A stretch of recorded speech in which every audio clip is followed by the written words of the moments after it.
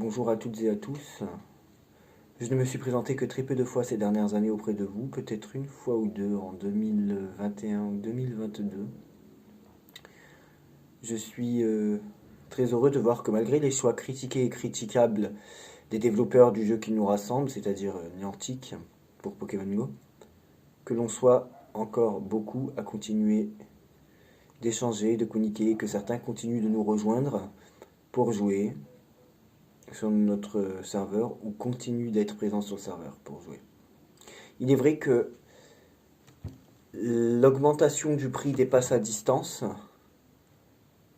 du simple au double pratiquement, que la diminution du nombre de raids réalisables à distance, 5 me semble-t-il, et que les choix critiquables eux aussi des Pokémon présents en raid, que ce soit Mega Raid ou 5 étoiles, tout ça corrélé, ne peuvent que conduire à une diminution de l'activité Pokémon Go mondiale. Bien sûr que quand les passes à distance deviennent plus chères, que les Pokémon présents en raid n'offrent pas de perspective de combat dans le jeu et n'intéressent que peu de monde, et bien sûr que lorsque le nombre de passes à distance diminue de ce qui est possible de réaliser par jour, bien sûr que tout ça ne peut que diminuer l'activité de Pokémon Go.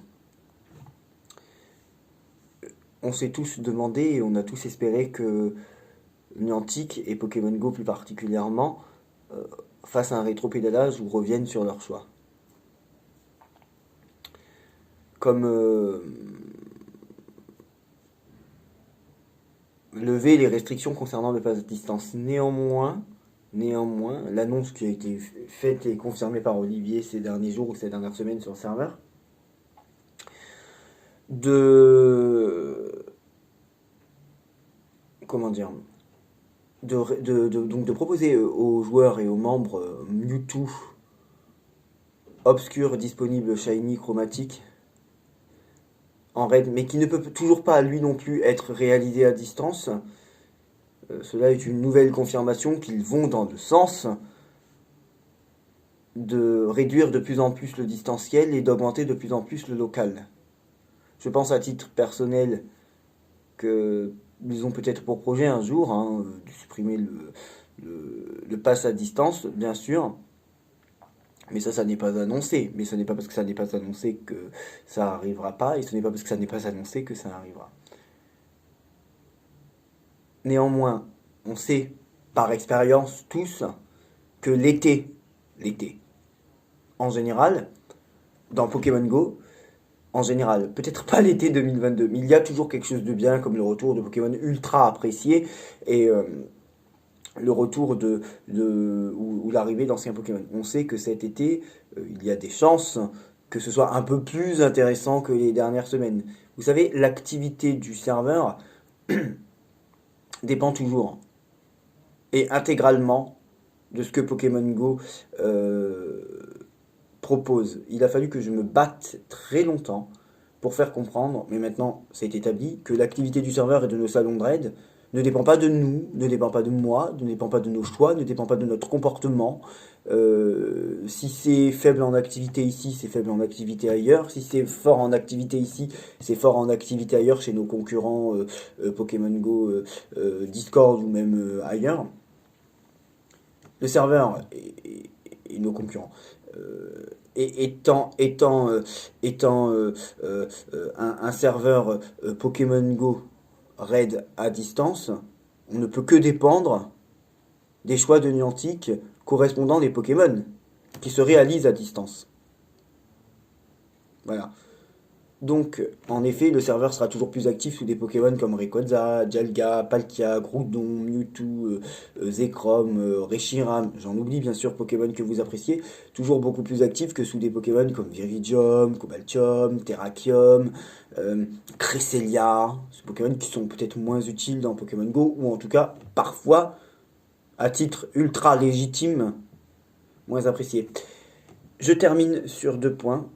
Je remercie les dizaines et les dizaines de milliers de joueurs qui nous ont rejoints depuis des années, depuis 2020, vos choix, envers vos supports pour jouer à Pokémon Go nous ont rendu Rocket Team, et pas moi seul, parce que le serveur n'a jamais été la réussite d'un seul homme, nous ont rendu, nous, Rocket Team, un pilier incontournable et ultra connu de la communauté Pokémon Go francophone mondiale. Nous sommes, en termes d'activité et de membres, et nous l'avons toujours été et le sommes toujours depuis quasiment plus de 2 ans, le deuxième plus gros serveur Pokémon Go francophone sur Discord, en langue française bien sûr. Vous nous avez emmenés là. Ceci est grâce à vous. Je vous en remercie infiniment. Vous nous avez conduits comme des leaders indirects de la communauté francophone mondiale Pokémon Go. Parce que même sur les groupes Facebook qui ont diminué en activité depuis que les groupes Discord dont le nôtre ont émergé, il y a très peu de groupes Facebook qui ont autant ou plus de monde que nous.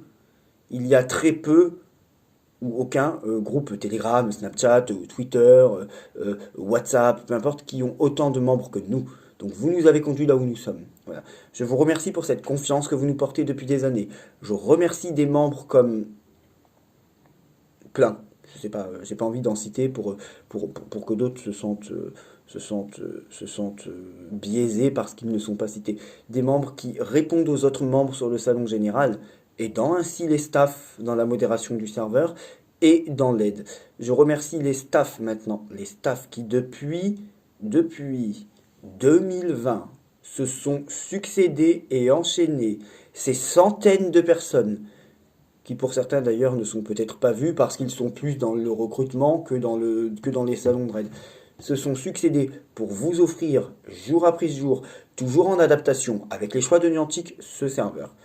Le problème, c'est que nous dépendons tout le temps, toujours et encore de Pokémon Go. Voilà, c'est ça le problème. En fait, on est tributaire, nous, dans nos choix, dans nos remaniements, dans le staff et dans l'activité du serveur, on est toujours tributaire en fonction de ce que Pokémon Go propose. On sera toujours tributaire dépendant, c'est-à-dire de cela. Voilà. Je vous remercie tous. Je ne pensais pas un jour être à la tête de l'une des plus grosses communautés Pokémon Go francophones dans le monde, parce que je répète que nous sommes la deuxième sur Discord et qu'il n'y a pas des groupes de 30 000 membres ou que sais-je sur WhatsApp, sur Snap, sur Insta. Le tour est vite fait. Sur Facebook, il y en a quelques-uns, mais ils ont diminué en activité. Donc sur jeux vidéo, il n'y a pas 30 000 personnes non plus. Donc vous nous avez conduit là où nous en sommes. C'est quelque chose que je suis fier. Et de voir que malgré la baisse d'activité partout, qu'il y a pu avoir. C'est sûr que, et je terminerai là-dessus, 4 tokos présents 2 semaines chacun n'intéresseront jamais autant Mewtwo pendant 10 jours. Voilà. C'est sûr, moi personnellement, je préfère voir Kyogre pendant 1 semaine que Tokopillon pendant 2 semaines. Hein, on soit bien d'accord. Donc forcément, étant beaucoup à raisonner comme ça, on dépend de ce que Pokémon Go propose. Vous nous avez conduit là où nous en sommes. Et donc, je termine sur ce point. Comme nous savons, je sais par expérience, l'été 2020, l'été 2021, l'été 2022, je pense pas que la meilleure période de cette année sera dans Pokémon Go de septembre à décembre, je ne vois pas pourquoi. Et nous n'avons pas eu, je pense, début de cette année, jusque maintenant, la meilleure période de cette année. À part les primos, je n'en disconviens pas. Mais, non, je souris parce que quelqu'un se reconnaîtra quand on dit ça. Mais, je voudrais quand même dire que je pense, on peut espérer que dans les mois à venir, cela pourrait être intéressant. Donc, nous recrutons actuellement, parce que même quand cela diminue en activité sur le serveur, il y a des choses à faire en interne, il y a toujours des messages à supprimer, il y a toujours des nouveaux joueurs à accueillir. Nous ne sommes pas en diminution de nombre de staff, au contraire, nous sommes peut-être des fois en sureffectif en ce moment au vu de l'activité du serveur. Mais nous continuons de recruter. Je n'ai jamais suspendu le recrutement, contrairement à ce que l'on m'a conseillé en 2020. Preuve en est, j'ai eu raison, le serveur a explosé en termes de visibilité et d'activité, toujours conformément et dépendamment des choix du jeu. Hein, d'accord ? Donc, nous recrutons à l'heure actuelle et il n'est jamais, quand vous êtes dans le staff, obligé de faire quelque chose que vous n'acceptez pas. C'est-à-dire que si vous restez seulement au bas de la hiérarchie, c'est-à-dire le poste que vous avez en intégrant notre équipe, c'est-à-dire le rôle HDS, Helper de soutien, vous n'êtes pas obligé de nous dire je serai présent tant d'heures par semaine, et vous n'êtes pas obligé d'être énormément présent. Quand vous êtes en bas de la hiérarchie, vous devez en gros accueillir des nouveaux membres, aider dans les salons de raid quand vous pouvez, et surtout animer le salon général. Par contre, après, petit à petit, il y a aussi pour des gens qui s'intéressent, qui sont ultra sérieux et ultra motivés, parce que c'est ce qu'on a besoin, et encore plus après 3 ans et dans une période comme ça, on a besoin donc aussi, pour ceux qui le veulent, il y a des possibilités d'évolution dans le staff, de prendre des responsabilités. Notre staff à l'intérieur a toujours été ultra sérieux et ultra hiérarchisé, vous le savez, je sais que ça se voit un peu de dehors, et ça fait 3 ans que c'est comme ça, et ça fonctionne en fait. Sinon le serveur ne serait pas là après 3 ans. Donc pour des gens qui le souhaitent, oui, il est possible de monter aussi dans la hiérarchie après plusieurs semaines. On est très très souvent connecté en vocal, on discute des membres, on discute de nos décisions ensemble. Et j'ai toujours, pour le bien de notre communauté, je terminerai là-dessus, voulu, pour cette communauté ultra solidaire, et vous nous l'avez montré, hein, nous vous aidons quand vous arrivez sur ce serveur, mais vous nous avez aidé à tenir en tant que staff et en tant que serveur, et vous nous avez motivé à ne pas supprimer le serveur et à garder le serveur, parce que vous nous avez montré, vous membres, votre présence à des moments où le jeu n'en donnait pas d'envie, et où le jeu ne donnait aucune aisance. Donc, nous recrutons donc encore, et il n'y a pas de souci. Il y a donc des formations à chaque fois qu'on change de poste, et il y a des montées en poste tous les mois quand c'est mérité, il n'y a pas de problème. Et on ne vous mettra jamais un poste que vous ne voulez pas.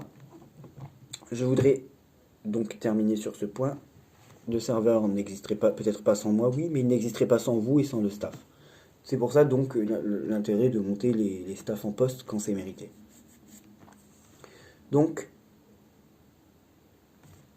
si vous le souhaitez, vous pouvez nous rejoindre et avoir la possibilité ou l'opportunité de monter en poste. Comme je disais, pardon, on est souvent en vocal, on décide ensemble, et donc j'ai toujours, où on modère ensemble et on discute, on rigole même, bien sûr, tous les jours, même en général, ou en tout cas régulièrement, quand on a le temps.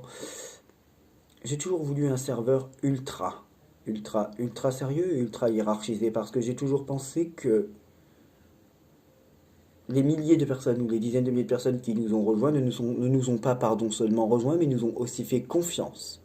C'est-à-dire qu'à tout moment, notre décision, que ce soit mes staffs ou moi, nos décisions, peuvent impacter et influer une partie du serveur, et donc réguler votre avancée dans le jeu, puisque pour beaucoup d'entre vous, votre avancée dans le jeu dépend en fait du serveur.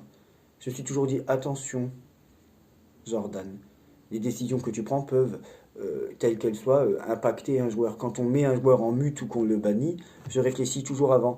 Est-ce que c'est justifié à ce point, parce que je suis plutôt principalement contre les sanctions, est-ce que c'est justifié à ce point de le sanctionner, sachant que quand tu le sanctionnes, tu vas peut-être entraver sa progression dans le jeu. Toujours trouver le juste milieu. Je voudrais fermer la parenthèse et remercier des gens, et je n'aurai pas le temps de tous les citer, qui ont été extrêmement importants pour moi en 3 ans sur le serveur, et qui peut-être, s'ils n'avaient pas été là, le serveur ne serait peut-être pas comme il est aujourd'hui. Olivier, Inek, Black, Chiranax, j'en oublie, Michael, il y a énormément de personnes à citer, Jamux, Icevex, Edzen, tout le staff actuel, et les dizaines et centaines de staff qui se sont succédés pour vous, et des fois même, je l'avoue, encore plus pour moi, parce que je suis assez exigeant des fois. Je l'ai été beaucoup plus au début. Je remercie infiniment tout le monde.